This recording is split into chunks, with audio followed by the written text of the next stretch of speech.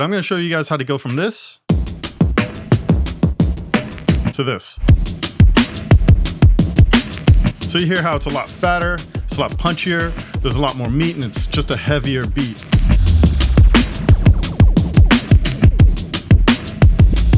What's going on? It's Mike Genato from Reverse Play. I'm a longtime producer and composer. Today I want to share with you guys a few production and mixing techniques that can help you modernize an old school hip hop breakbeat. But before we get into that, if you need any help with mixing and mastering, or if you'd like some feedback on your tracks in regards to TV and film placement, be sure to check us out, Reverse Play on Lander Network. So there are two general concepts that I like to stick to as far as how to modernize an old school breakbeat. And that's basically layering and then glue. Now, I'll get into more detail as to what that means, but so first let's take a look at the elements that make this up. And let's just start with the original breakbeat. So that's what this sounds like.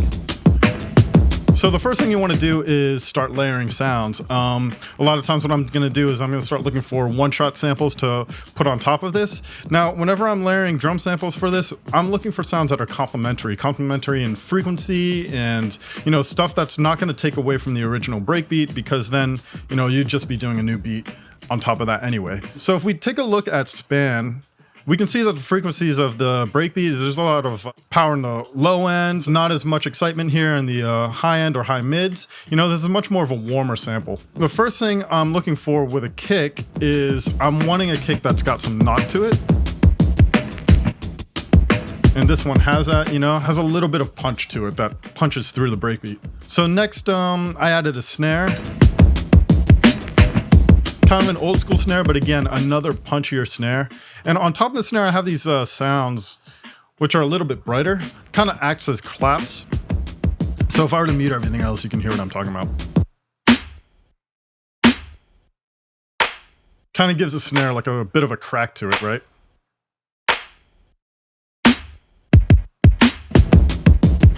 Then lastly, just hi-hats, standard 808 hi-hats.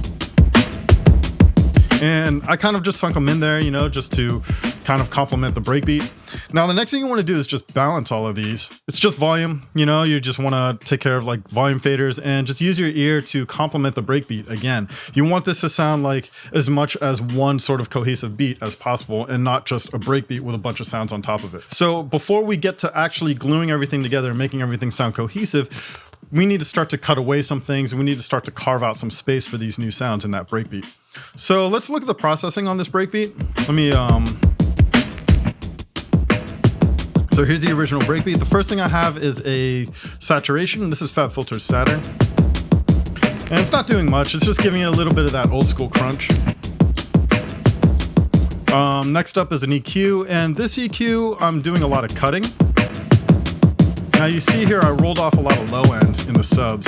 We'll get into why that is a little bit later, but here I'm just cutting out frequencies, and a lot of things that I'm looking for is frequencies that are either jumping out at me with this particular break, or things that I know is going to resonate with frequencies in the new sounds that we picked.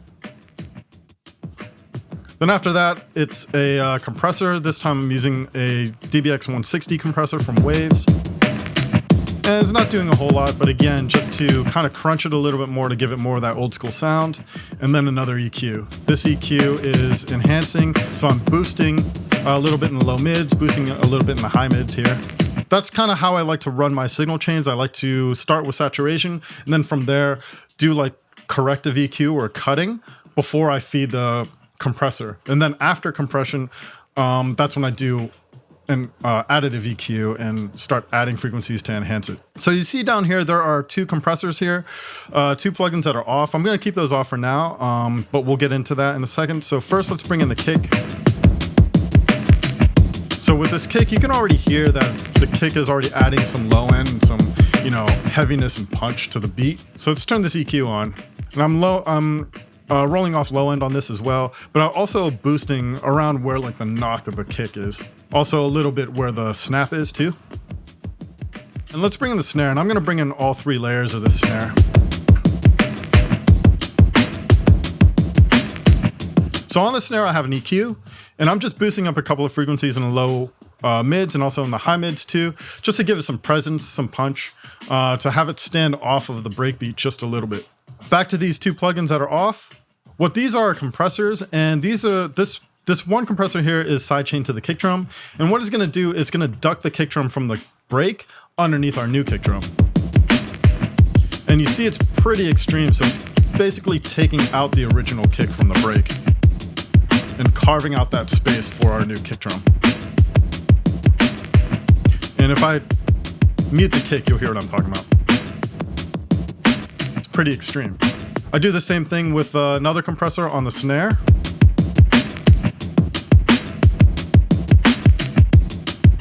So you can already see it's carving out some space, and the whole thing is starting to sound pretty cohesive as one beat.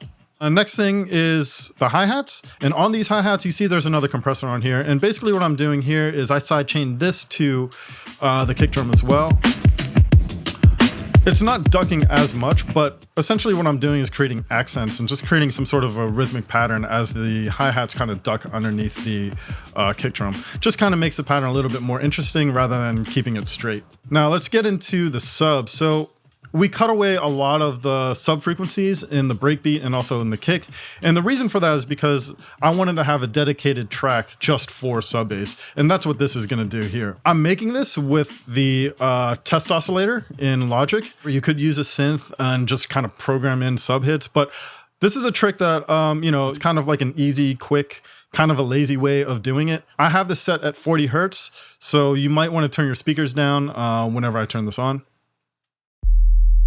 And this is what it sounds like when it's just on. It's just a low rumble. If you can hear that in your speakers, I'll start sweeping this up so you can hear what the tone is. But see, it's just a test tone. It's a test oscillator. Set this at 40 Hertz. I added a gate to this. And what this gate is going to do, this is going to kind of be triggered by the kick drum. So let's turn the kick drum back on. And right now the gate's off, so the sub bass is just running right through. Now, if I turn this gate on, you're going to hear it sync up with the kick drum.